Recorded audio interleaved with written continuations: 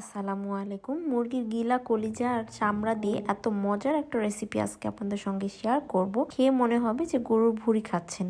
এই জন্য আমি প্রথমে মুরগির চামড়া, গিলা, কলিজা এগুলো ভালোভাবে ধুয়ে পরিষ্কার করে নিয়েছি। এবার একটা কড়াই ভালোভাবে পানি দিয়ে ফুটিয়ে নিব। পানিটা যখন একদম ফুটে উঠবে তখন ভালোভাবে ধুয়ে রাখা মুরগির চামড়া, গিলা, কলিজা এগুলো দিয়ে ফুটিয়ে নিব। দেখতেই পাচ্ছেন কতটা ময়লা বের হয়েছে উপরে। আমি এই ফেনাগুলো একটা চামচের সাহায্যে উঠিয়ে নেব। তারপর এখানে দিয়ে দিচ্ছি লবণ আর 1 চা চামচের মতো ভিনেগার। দেখতেই পাচ্ছেন ভিনেগারটা দেওয়ার পর কত ময়লা আরো বের হলো। আমি সবগুলো ময়লা উঠিয়ে ফেলে দিয়েছি। 4 থেকে 5 মিনিটের মতো আমি এগুলোকে সিদ্ধ করে নিয়েছি। তারপর আমি এগুলোকে উঠিয়ে ফেলেছি। উঠিয়ে ভালোভাবে ধুয়ে পরিষ্কার করে তারপর আমি এমন ছোট ছোট করে পিস করে কেটে নিব।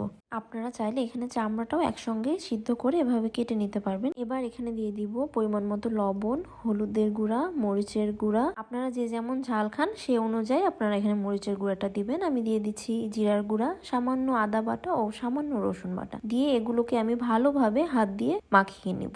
এখন আমি একটি প্যানে সয়াবিন তেল দিয়ে দিব। তেলটা যখন গরম হয়ে যাবে তখন মাখিয়ে রাখা গিলা কলিজাগুলো আমি এক এক করে দিয়ে দিব। দিয়ে আমি ভালোভাবে 4 থেকে 5 মিনিটের মতো ভেজে নিব। এই পর্যায়ে কিন্তু গিলা কলিজাগুলো 80% একদম কুক হয়ে যাবে। এই পর্যায়ে এত সুন্দর একটা স্মেল বের হয়, দেখতে পাচ্ছেন কতটা লোভনীয় লাগছে দেখতে। এই পর্যায়ে আমি সবগুলো গিলা কলিজাগুলি উঠিয়ে নিব। এখন ওই একই তেলে আমি বেশ কিছু পেঁয়াজ কুচি দিয়ে দিচ্ছি। পেঁয়াজ কুচিটা আমি ব্রাউন কালার না হয়ে আসা পর্যন্ত ভেজে নিব। এরপর এখানে দিয়ে দিচ্ছি লবণ, হলুদের গুঁড়া, মরিচের গুঁড়া ও জিরার গুঁড়া, সামান্য আদা রসুন বাটা।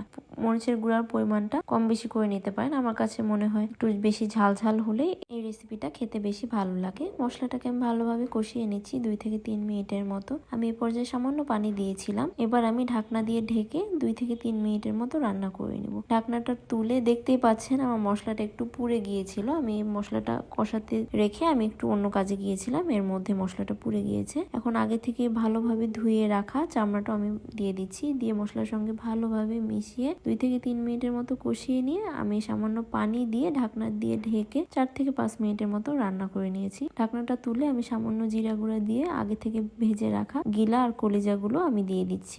গিলা কলিজাগুলো চামড়ার সঙ্গে ভালোভাবে আমি মিশিয়ে নিব। নিয়ে 4 থেকে 5 মিনিটের মতো আমি অনবরত নাড়াচাড়া করে রান্না করে নিব। দেখতেই পাচ্ছেন কালারটা কত সুন্দর এসেছে। ঝোলটা শুকিয়ে যখন তরকারির কালারটা এমন হয়ে আসবে তখন চুলার জালটা আমি বন্ধ করে দিব। অনেকেই আছে মুরগির গিলা, কলিজা, চামড়া এগুলো কিছুই খেতে চায় না। আমি নিজেও কখনো কলিজা খেতে চাই না মুরগির, কিন্তু এভাবে রান্না করে যে খেতে এতই মজা লেগেছে মনে হচ্ছে একদম গরুর ভুঁড়ি খাচ্ছি।